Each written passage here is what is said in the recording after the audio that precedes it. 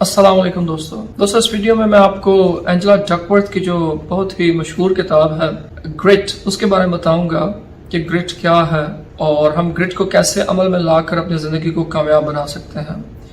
اگر آپ اینجلا ڈکورتھ کی کتاب گرٹ پڑھیں تو آپ کو یہ پتہ چلتا ہے کہ گرٹی پیپل وہ ہوتے ہیں جن میں پیشن بھی ہوتا ہے اور پرسیویرنس بھی ہوتی ہے۔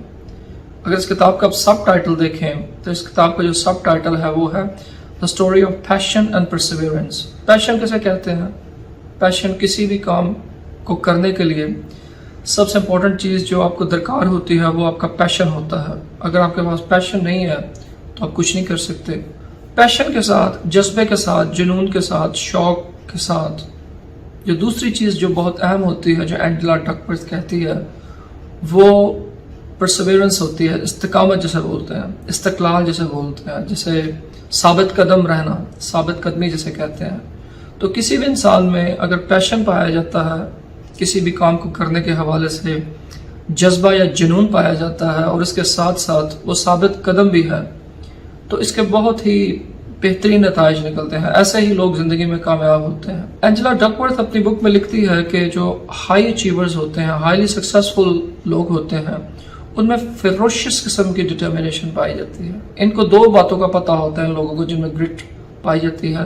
ایک تو انہیں اپنی زندگی میں یہ پتہ ہوتا ہے کہ یہ زندگی سے کیا چاہتے ہیں، اور دوسری بات انہیں یہ پتہ ہوتی ہے کہ انہیں کس ڈائریکشن میں جانا ہے۔ نہ صرف ان میں ڈٹرمنیشن ہوتی ہے بلکہ پرسیویرنس بھی پائی جاتی ہے۔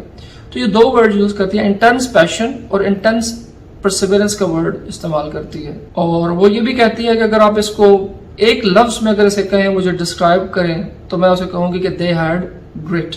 تو ان لوگوں میں گرٹ ہوتی ہے۔ اینجلا ڈکورتھ جو ہے وہ پائنیئر مانی جاتی ہے in the field of grit۔ Angela Duckworth کے بارے میں ڈینیل گلبرٹ نے بہت ہی خوبصورت بات کہی کہ ہم میں سے بہت سارے سائیکالوجسٹ جو ہیں وہ کامیابی کا راز تلاش کرتے رہے، مگر فائنلی جس نے اس راز کو پا لیا وہ اینجلا ڈکورتھ ہی ہے۔ تو let's jump into the book۔ In this video I'm going to talk about some of the ideas which I like the most۔ پہلا آئیڈیا جو مجھے اس کتاب میں بہت اچھا لگا وہ یہ تھا کہ اس نے اس کتاب کے اندر بہت ساری سٹوریز بیان کی ہوئی ہیں اور اپنا ریسرچ ورک جو ہے وہ بیان کیا ہوا ہے۔ وہ اس کتاب میں جو سب سے امپورٹنٹ ریسرچ اس نے سٹارٹ کی ویسٹ پوائنٹ جو ہے ملٹری اکیڈمی میں، وہاں سے یہ بات سٹارٹ کرتی ہے۔ ویسٹ پوائنٹ جو ہے وہ ملٹری اکیڈمی ہے اور وہاں پر نوجوان لڑکے آتے ہیں ٹریننگ کے لیے کیونکہ وہ کیپٹن بننا چاہتے ہیں۔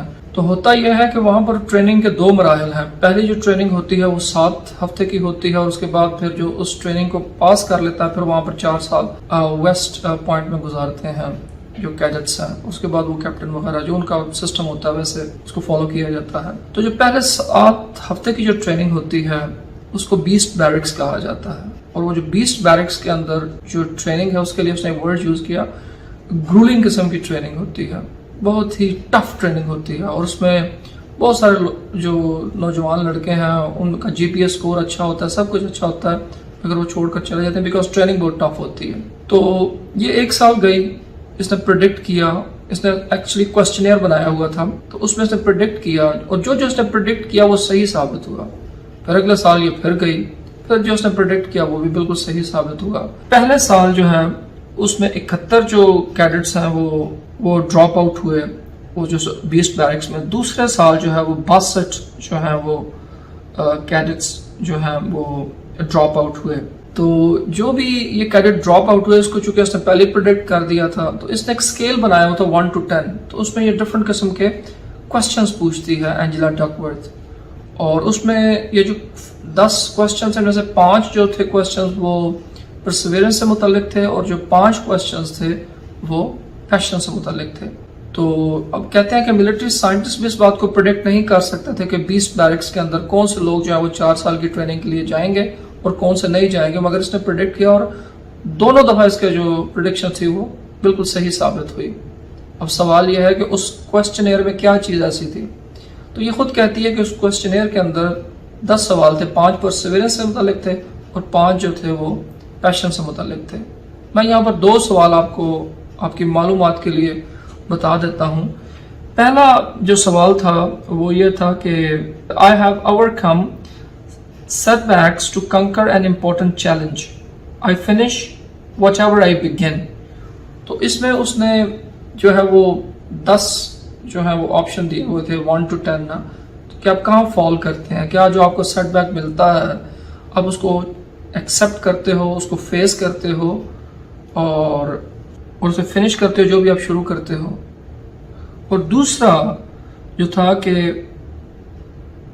They ask whether your interest change from year two year, कि ऐसा तो नहीं हो कि तुम्हारा जो इंटरेस्ट है वो हर साल बदलता है, इस साल तुम किसी और चीज़ के बारे में पैशनेट हो, अगले साल किसी और चीज़ के बारे में पैशनेट हो, ऐसा तो नहीं है.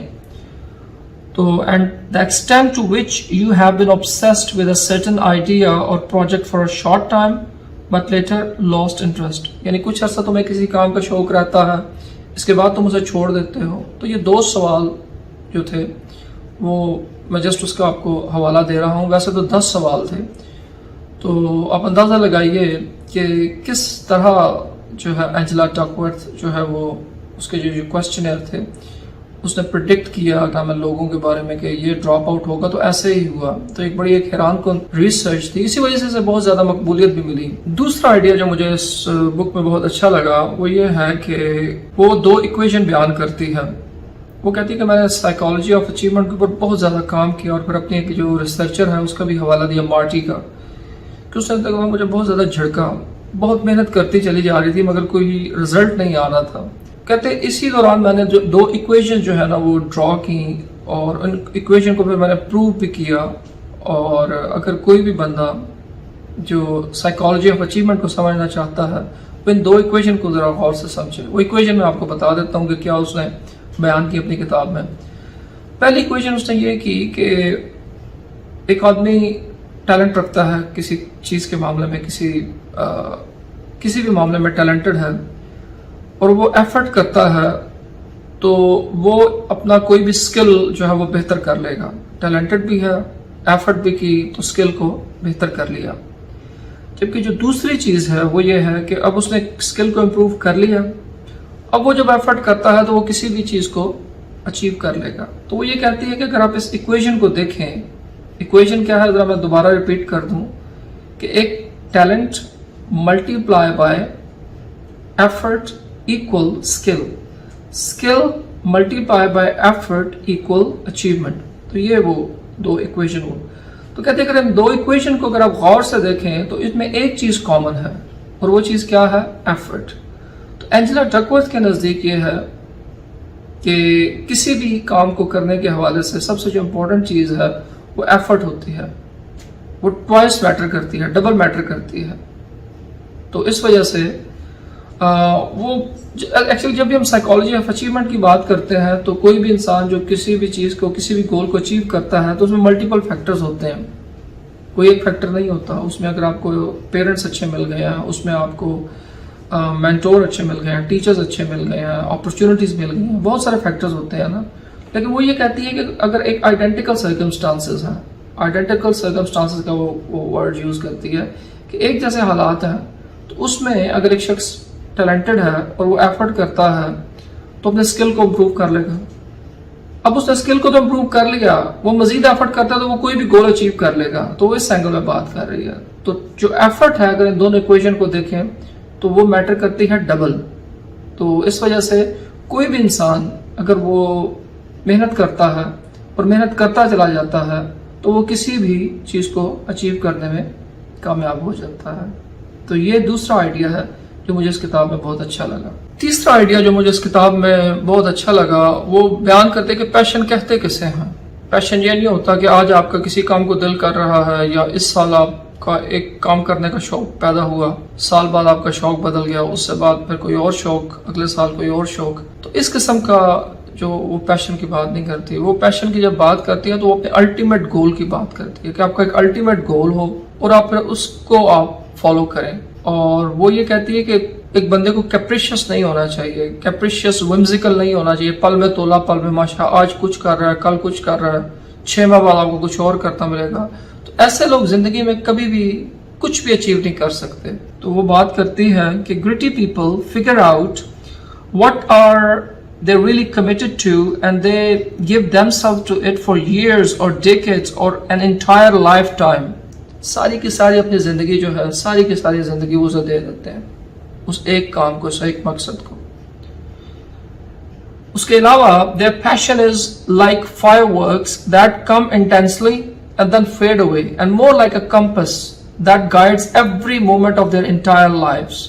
They don't run around chasing one goal after another. They have an ultimate concern, top level goal that drives all other goals. तो गैरी केलर की अगर आप बुक पढ़ें द वन थिंग, वो भी इसी चीज के बारे में है. कासिम अली शाह साहब ने इसका तर्जुमा भी किया हुआ है द वन थिंग का. तो एक काम, अल्टीमेट आपका कंसर्न क्या है, अल्टीमेट गोल क्या है. तो आप कुछ भी कर रहे हो तो फाइनली आपने जाना कहां पर है, कंपस ने आपको उधर ही लेकर जाना है, आपकी डायरेक्शन वही है उस गोल की तरफ. जैसे एंजेला डकवर्थ अपना अल्टीमेट गोल बयान करती है, वो ये कहती है कि मेरी 2 बेटियां हैं और उनके लिए बेहतरीन माँ बनना मेरा ये अल्टीमेट गोल है.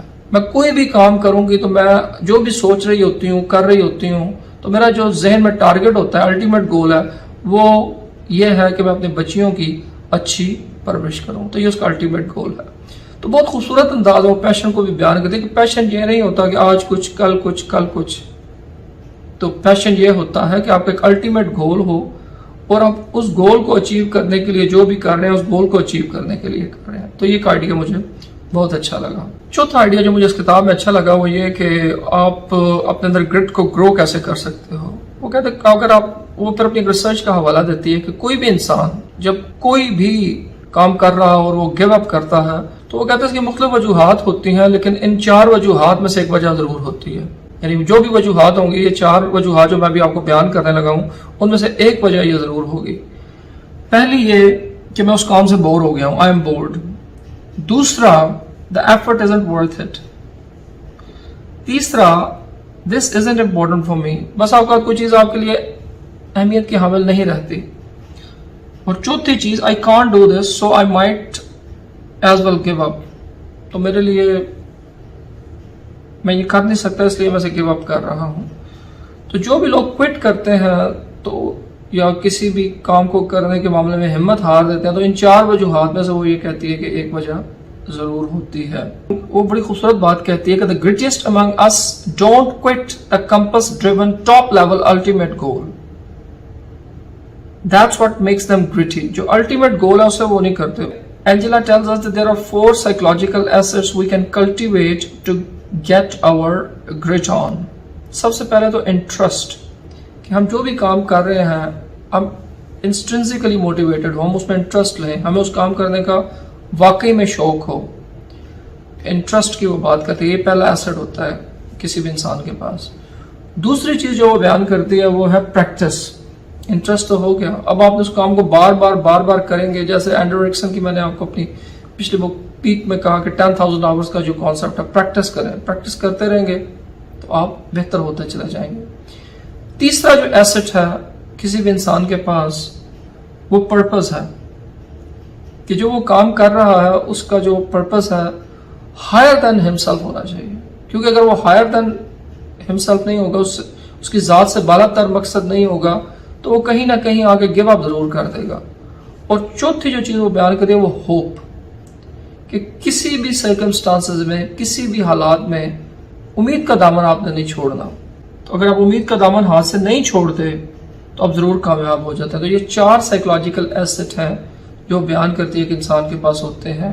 तो इन 4 को अमल में लाकर आप अपनी ग्रिट को जो है वो ग्रो कर सकते. 5वां और आखिरी आइडिया जो मुझे सबसे अच्छा लगा इस किताब के अंदर वो है कि आप अपने बच्चों में ग्रिट को कैसे कल्टीवेट कर सकते हैं. ये बहुत ही कमाल का आइडिया और ये सुनने वाली बात है जो इस वक्त मैं आपको बताने लगा हूँ. वो ये कहती है कि जो साइकोलॉजिकली स्टेबल पेरेंट्स होते हैं उनके बच्चे जो हैं वो ज्यादा अच्छा ग्रो करते हैं.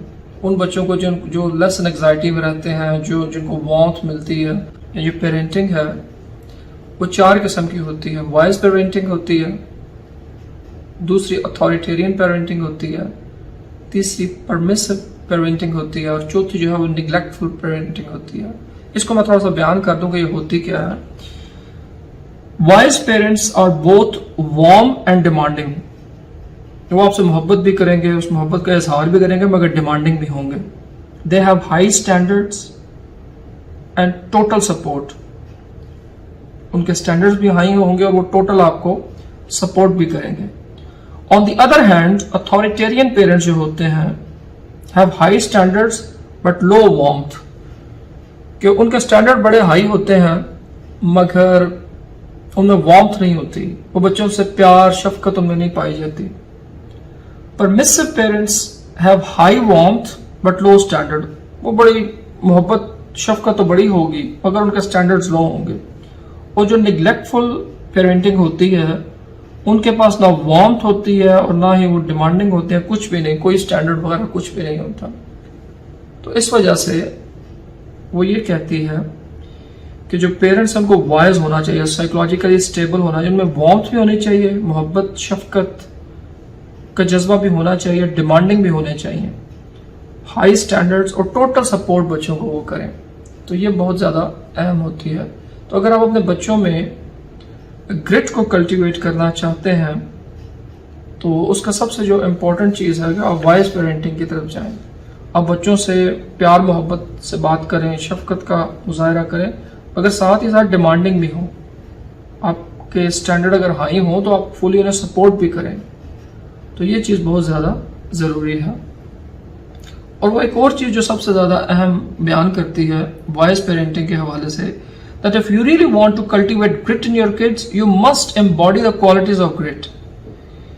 कि अगर आप चाहते हैं आपके बच्चों में ग्रिट हो तो उनको वो ग्रिट आपके अंदर भी तो नजर आनी चाहिए ना. You need to have passion, perseverance for your own life goals. तो ये बहुत इंपॉर्टेंट चीज़ है कि आपके अपने अंदर भी वो पैशन पाया जाए, आपके अपने अंदर भी ऐसी चीज़ें पाई जाएं. तो अगर आप बच्चों में ग्रिट को ग्रो करना चाहते हैं तो आपके अपने अंदर भी ग्रिट होनी चाहिए, पैशन होना चाहिए अल्टीमेट गोल के हवाले से. और फिर आप साबित कदम रहें, इस्तक़लाल का मुजाहरा करें. आप अपने बच्चों को ये शो करें कि आप बैड टाइम को कैसे हैंडल करते हैं, आप सेटबैक को कैसे हैंडल करते हैं. तो इस तरीके से ही आप कामयाब हो सकते हैं. आखिर के अंदर जो है मैं आपको बस ये कहना चाहूँगा जो एंजेला डकवर्थ कहती है, इसको sum up, let's sum up. और वो ये कहती है कि मेरा वालिद जो है वो मेरे बारे में कहता था कि you are no genius, you are not a genius. अगर कहते कि मैं इस वक्त पूरी दुनिया में ग्रिट के हवाले से अथॉरिटी मानी जाती हूँ. तो मैं जब अपनी कामयाबी को देखती हूँ तो उसमें मैं पैशन को देखती हूँ कि मेरा दिन रात हर वक्त यही सोचती रहती थी. और दूसरी चीज़ जो है वो साबित कदम रही, इस्तक़लाल के साथ, साबित कदमी के साथ मैंने इस चीज़ को अचीव किया. तो ये ज़रूरी नहीं होता कि बचपन से ही बच्चा बहुत ज़्यादा टैलेंटेड हो तो वो किसी मकाम पर पहुँचेगा. Effort matter twice. किसी भी काम के मामले में आपकी जो एफर्ट है वो दुगना मैटर करती है. And that's all for today. I hope that you like the video. If you like the video, just share with other friends so that they could also get benefit from this video. Goodbye.